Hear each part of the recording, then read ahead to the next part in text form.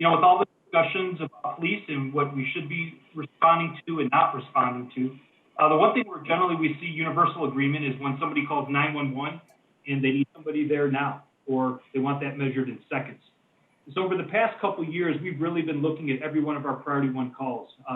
Prior to that, the number got pretty high, and we weren't comfortable with where it was, how long it was taking for our officers to get to the doorsteps when people need help. So I'm very proud of the work. I'll be joined here in a second by Rita Martinez, who is the Director of Information Services, and Assistant Chief John Thain, who's over our patrol division. Those two have been working very hard to really try and keep getting this number down. And, lastly, I'll just say that I really look forward to talking with the council and the community in the future about what metrics people see is most valuable. Based on some of the discussions we heard tonight, we don't want to go into with assumptions of what we think is most important. So we're really looking forward to some of these conversations as far as what are the things we should be measuring in timing and what are the things that maybe we shouldn't be. So we're looking forward to those discussions. Without further ado, I'm going to turn it over to the Director of Information Services, Rita Martinez. Thank you, Chief. Good evening, Mr. City Manager, Mayor, and members of Council. It's such a pleasure for us to be here with you this evening to discuss our Priority 1 call process and how we analyze those calls in terms of our response time target. So as we analyze these calls, we do have strategic alignment to one of our 7 outcome areas, and that is safe community. And this measures our average response time to Priority 1 calls, our most critical calls. This is an expected level of core law enforcement service.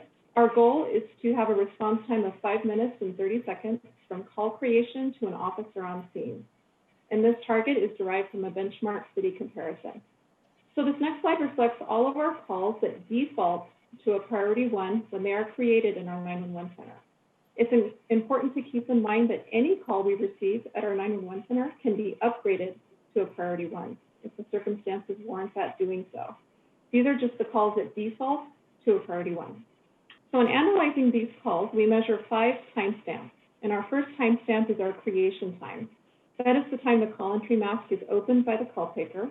This occurs automatically with a 911 call. The second timestamp we measure is entered, and that is when the call taker sends the call information to the dispatcher. Our third timestamp is dispatch, and that is when the dispatcher assigns officers to the call. Our fourth timestamp is en route, and that is when officers are responding to the call. Our on-scene time is our last timestamp that we measure, and that is when officers arrive at the call for service. So the arrows you see between each phase reflect our overall average for the times between each phase for 2019, and our overall average for 2019 from creation to on-scene was 5 minutes and 9 seconds, so we were below our target. And you'll often hear this referred to as measuring from hello to hello. So that's from creation being the first hello to on-scene being the last hello. And Assistant Chief John Thain is going to take us through this last slide. So as you can see, Council, City Manager, Mr. Mayor, we've made great progress in the last couple of years in reducing our response times to the most critical calls in our community.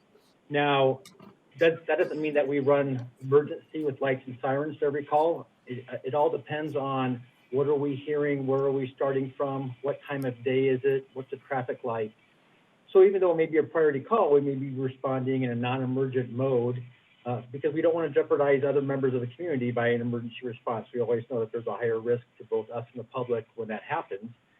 And if we are involved in a motor vehicle accident on the way there, it doesn't really do anybody any good in the beginning. So we measure our response based upon what we're hearing and what the call nature is and all those other factors. Now, as you can see, we've seen a decrease over the last couple, 3 years, and that's because we evaluate every one of these calls every day.